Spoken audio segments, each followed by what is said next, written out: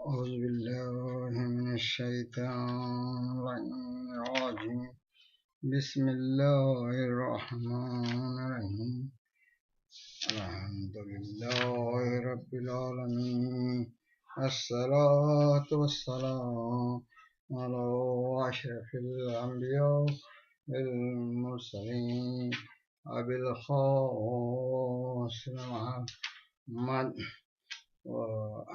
اللهم صل على محمد وآل محمد وآل بيت الطيبين الطاهرين المعصومين المظلومين لعنة الله على قوم الظالمين. ہم جو بحث ہماری رہی تھی وہ ہے مولانا مودودی اور اہل بیت. آج اس ضمن میں ہم جو بات چیت کریں گے وہ یہ ہے کہ مولانا مودودی کا موقف جو سارے صحابہ عادل ہیں، جو ایک عام حدیث مسلمانوں میں رائج ہے کہ بھئی الصحابۃ کلہم عدول، یہ ان کی ایک حدیث ہے. اور یہ حدیث کے لحاظ سے وہ جتنے بھی جو ہے ان سے غلطیاں یہ لوگ کہتے ہیں، مگر وہ جتنے بھی جرائم ہوئے ہیں، جتنے بھی گناہ ہوئے ہیں، وہ ان کے اوپر عدالت کا ایک لیبل لگا کر ان کو بری کر دیتے ہیں. اب اسی مطلب کو کیونکہ مولانا مودودی بہت ہی ریشنل اور انہوں تھوڑا نیچرل جسٹس کی طرف دیکھی کہ بھی پورے کے پورے صحابہ کیسے عادل ہو سکتے ہیں، کیسا یہ ہو سکتا ہے کہ بھئی سے انہوں کچھ حصے میں ان کو عادل، کچھ حصے میں غیر عادل کرے. تو انہوں نے کیا لکھے ہیں اس کے بارے میں ہم ذرا سا پڑھیں گے. صاحب کرام کے متعلق میرا عقیدہ بھی وہی ہے جو عام محدثین اور فقہا اور علماء امت کا عقیدہ ہے، کلہم عدول. سب جیسا بول رہا ہوں، میرا بھی وہی عقیدہ ہے کہ سب عادل تھے. ظاہر ہے کہ ہم تک دین کے پہنچنے کا ذریعہ وہی ہے کہ عامت المسلمان جو سواد اعظم ہیں انہوں نے صحابہ سے دین لیے، یہ ان کا کہنا. اگر ان کی عدالت میں ذرہ برابر بھی شبہ پیدا ہو جائے تو دین ہی مشتبہ ہو جاتا ہے، یہ ان کا کہنا ہے. لیکن میں الصحابہ تو عدول، صحابہ سب راز باز ہیں کا مطلب یہ نہیں لیتا کہ تمام صحابہ بے خطا تھے. یہاں کیا بول رہے ہیں کہ خطاوار بھی تھے مگر عادل بھی تھے. اب یہ خطا جرائم کو خطا کر رہے ہیں، بے خطا تھے.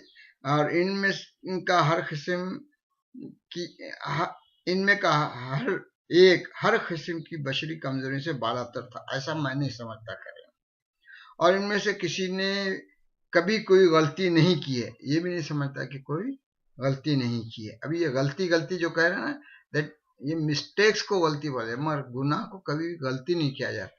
وہ جرم ہے، اور جرم کو بھی انہوں غلطی کے زمرے میں لے رہے ہیں. خیر ہم آگے بڑھیں گے. کیا کہہ رہے ہیں؟ کوئی غلطی نہیں کی، بلکہ اس کا مطلب یہ لیتا ہوں کہ رسول اللہ صلی اللہ علیہ وآلہ وسلم سے روایت کرنی، یعنی ان سے جو حدیث ان کے ذریعے آئی ہے، صحابہ کے ذریعے، تو یا آپ کی طرف کوئی بات منسوب کرنے، یعنی رسول اللہ کی طرف کوئی بات منسوب کرنے میں کسی صحابی نے کبھی راستی سے ہرگز تجاوز نہیں کی. یعنی رسول اللہ نے یہ کہا، جب یہ کہتے تھے تو وہ بالکل راست باز ہے. باقی سب غلطیاں، سب جرائم، سب کرنے میں وہ لوگ بالکل یعنی آزاد تھے. پہلا مطلب اگر لیا جائے تو تاریخ ہی نہیں، حدیث کی مستند اور قوی روایت بھی اس کی تائید نہ کریں. اگر وہ سبھی کو عادل مانے تو تاریخ بڑی ہوئی جرائم سے، تو انہوں نے اس کو دو مطلبوں میں تقسیم کر دیا، یہ کلہم عدول. یعنی اب انہوں کیا کہہ رہے ہیں کہ بھئی جو حضور سے جو بات آئی وہ اس کے جو ہے انہوں پہنچانے میں یا ان سے کوئی روایت کرنے میں بس راز باز تھے، باقی اس میں وہ راز باز نہیں تھے. آپ کی تو اب یہی بول رہے ہیں اگر سب کو پورا راز باز کہے تو تاریخی بالکل پہلا مطلب اگر لیا جائے تو تاریخی نہیں، حدیث کی مستند اور قوی روایات بھی اس کی تائید نہ کریں گے، اور دوسرا مطلب لیا جائے تو وہ قطعی طور پر ثابت ہے، جس کے خلاف کوئی شخص کسی قابل اعتماد ذریعے سے کوئی ثبوت نہیں لا سکتا. یعنی دوسرا مطلب حدیث جب روایت کرتے تھے لوگ تو حدیث روایت کرنے میں بالکل راست باز رہتے تھے، بالکل حضور نے جیسا بولے وہ بولے، باقی سب میں سب کچھ کر سکتے تھے. یہ ان کا مطلب ہے، اور یہ مطلب نکالنے سے بہت اچھا یہ ہو سکتا ہے اس کا، جس کے خلاف کوئی شخص کسی قابل اعتماد ذریعے سے کوئی ثبوت نہیں لا سکتا.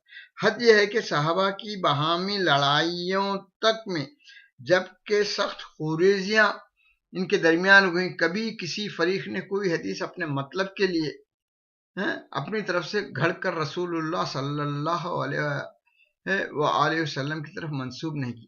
سارے حدیث سب صحابی سچ بولتے تھے، انہوں بتا رہے، اور نہ کسی صحیح حدیث کو اس بنا پر جھٹلایا کہ وہ اس کے مفاد کے خلاف کرتی تھی، اس لیے وہ جھٹلائے. اسی لیے مشاجرات صحابہ کی بحث میں یہ ذہنی الجھن لاحق نہیں ہونی چاہیے کہ اگر کسی کا برسر حق ہونا اور کسی کا غلطی پر ہونا مان لیا جائے تو اس سے دین خطرے میں پڑ جائے گا. ہم بلا استثناء تمام صحابہ رسول صلی اللہ علیہ وآلہ وسلم کی روایت کے معنی میں قطعی قابل اعتماد پاتے ہیں، اور ہر ایک کی روایت کو بصر و چشم قبول کرتے ہیں.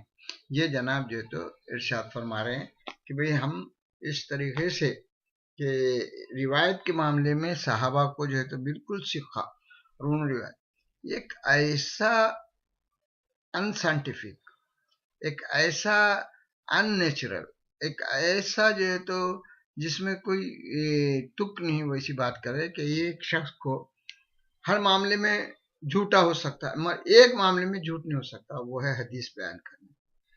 اس طریقے کا ایک مجرم کے بارے میں، ایک زانی کے بارے میں، ایک جو ہے تو قتل عام کرنے والا، ایک جس کے بارے میں آپ نے کئی صفات لکھ دی کہ اس کا جرم یہ تھا، اس کا جرم یہ تھا، اس کا جرم یہ تھا، تو وہ جرائم کی حد تک تو اس کو آپ غلطی کے طور سے مان لے رہے کہ اس نے یہ جرم کیا، یہ جرم کیا، اور اس کو غلطی کہہ کے مان رہے.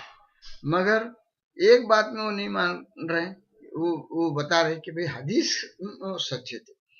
آج غیر مسلم عدالت بھی کوئی ایسے شخص کی گواہی بالکل نہیں ایکسیپٹ کرے گی جو کہ ہر یہ جھوٹ بولتا ہے، مگر ایک معاملے میں، ایک کیس میں انہیں آئے گا تو بولے نہیں یہ اس کیس کے حد تک وہ سچا ہے، باقی سب میں انہیں جھوٹا ہوگا، مگر یہ گواہی تو کوئی وکیل، کوئی جج اس چیز کو مانے گا.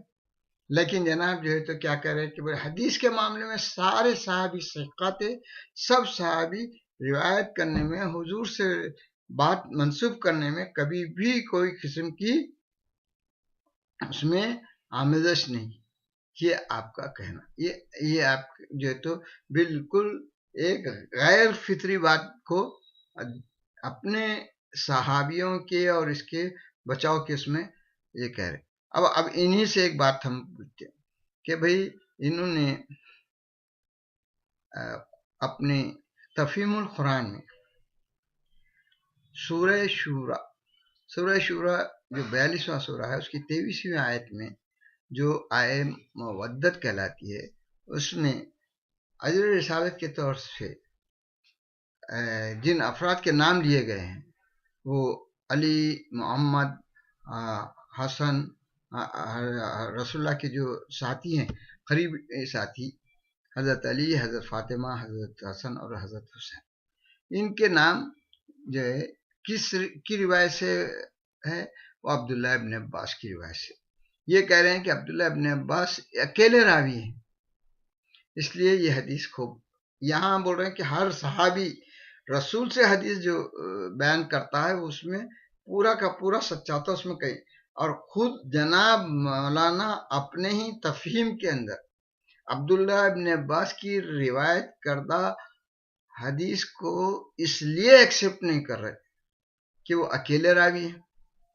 یہاں پہ ان کے لیے اور گواہوں کی اس کی ضرورت محسوس ہے، اور ادھر یہ بیان کر رہے ہیں کہ صحابہ جو عادل ہیں، اس کا مطلب یہ ہے کہ تمام صحابہ احادیث رسول بیان کرنے میں یا کوئی بات منسوب کرنے میں کبھی بھی آمیزش یا غلطی نہیں کرتے. یہیں ان کی دوہری پالیسی, وہاں یہاں یہ کیوں کیا اور وہاں یہ کیوں کیا, اس کا مطلب یہ کہ یہاں اہل بیت کی دشمنی کا وہ تھا. اہل بیت کا جب فضیلت بیان ہو رہی تھی تو انہوں نے عبداللہ ابن عباس کی روایت کو رد کر دیا, اور یہاں جو ہے تو صحابہ کی فضیلت بیان کرنے کو ان کی سارے گناہوں سارے جرائم کے باوجود آپ فرماتے ہیں کہ بھئی یہ وہ لوگ احادیث اور روایت جو حضور سے کوئی بات منسوب کرنے میں ہمیشہ جو ہے سچے تھے اور عادل تھے.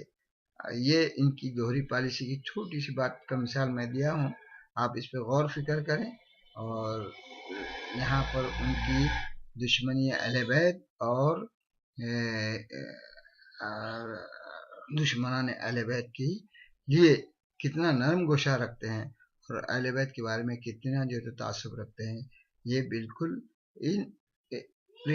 اس چند باتوں سے معلوم ہو جائے گا. یہ خلافت و ملوکیت میں یہ لکھے ہیں, تفہیم میں یہ لکھے ہیں, اور یہ آپ لوگ ایک بار پھر اسٹڈی کریں. میں اس موضوع میں ہر ایک بات جو ہے تو مودودی صاحب کی اس لیے انالیسس کر رہا ہوں کہ سمجھیں گے آپ کہ بعض لوگوں کا خیال ہے کہ وہ اہل بیت سے محبت نہیں, اہل بیت سے بغض رکھتے تھے. ہم ان کو کتنا بھی مولانا بولیں, ان کی کتنی بھی قابلیت, ان کی اردو, ان کی عربی, ان کے خطبے سب ٹھیک ایک جگہ پہ, مگر بغض اہل بیت میں وہ کسی ناصبی سے کم نہیں رہے, اور کسی نہ کسی طریقے سے نرم گوشے ان کے دشمنانوں کے بارے میں اور ان کی فضیلتوں کو چھپانے کے لیے, کیونکہ وہاں آئے مودت میں عبداللہ ابن عباس سے روایت تھی تو انہوں نے کہا کہ وہ اکیلے راوی ہیں اس لیے رد کیے ہیں. اور یہاں کہتے ہیں کہ ہر صحابی عادل ہے اس معاملے میں کہ وہ روایت رسول اللہ سے کرنے میں وہ پورا عادل ہے. اب اس پر فیصلہ آپ کریں. وآخر دعوانا الحمدللہ رب العالمین. اللہم صلی علی محمد و آل